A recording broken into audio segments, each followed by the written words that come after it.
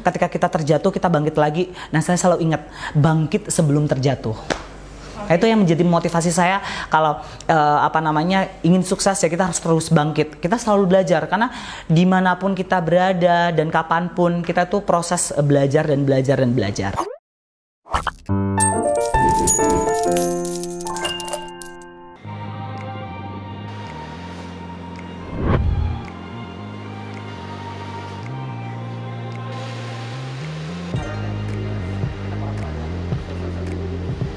Halo, perkenalkan nama saya Surya Abduh.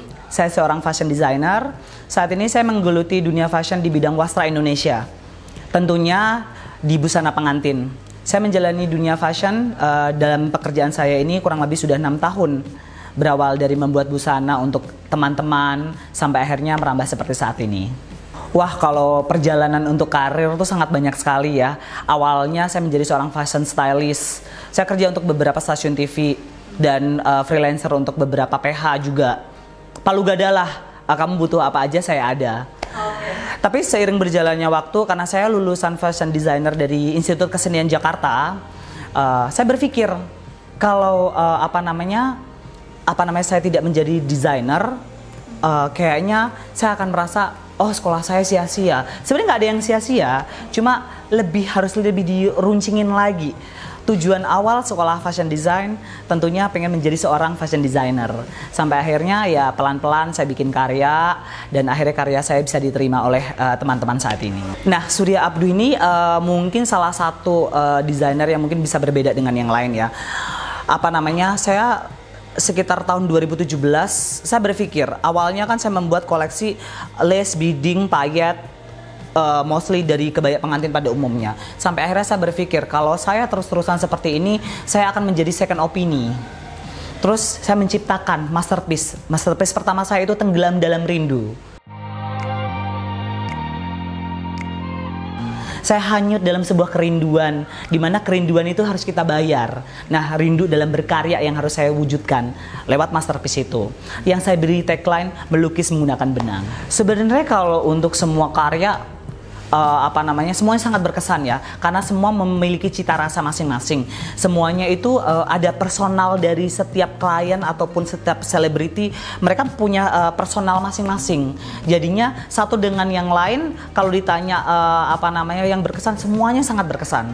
Karena saya bisa masuk ke dalam cerita mereka gitu. Jadi saya hanyut dalam ceritanya yang seperti saya bilang bahwa rindu harus dibalas. Nah, rindunya saya ungkapkan dengan karya.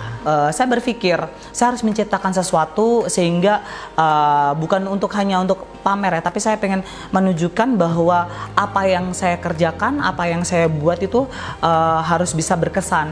Sampai akhirnya saya menciptakan sesuatu produk.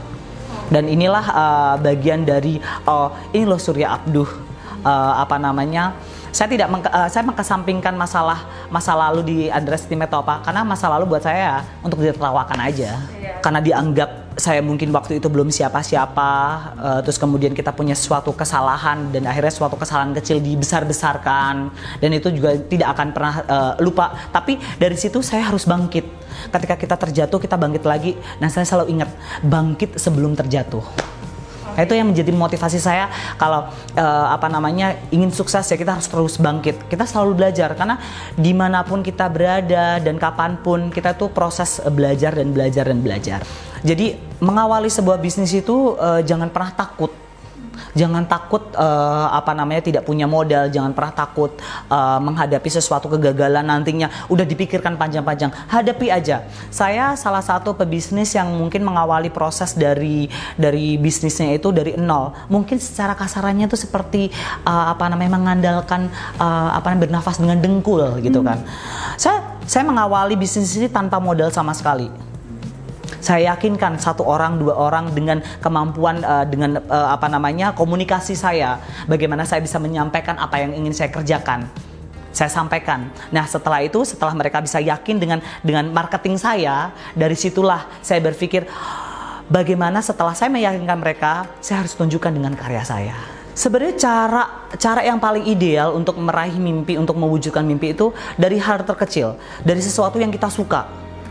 Sesuatu yang kita suka itu pasti ada di circle kita.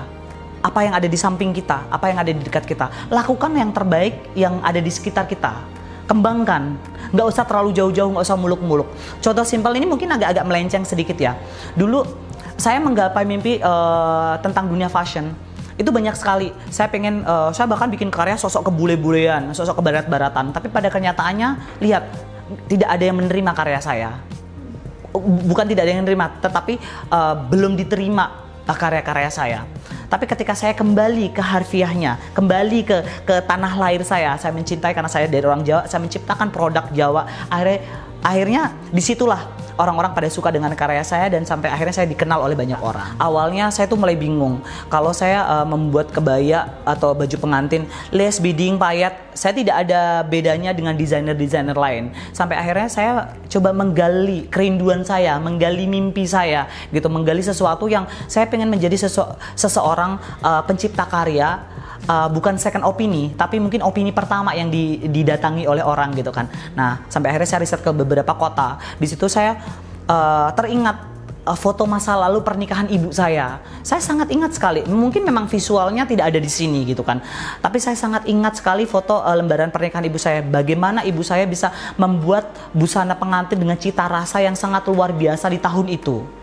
Saya teringat, saya terbangun kembali dengan busana full bordirnya. Saya kaitkan pada saat itu, saya suka sekali dengan sentuhan-sentuhan Tiongkok. Saya kaitkan antara busana Indonesia dengan apa namanya culture yang ada di Indonesia yang berhubungan erat dengan apa namanya budaya-budaya China.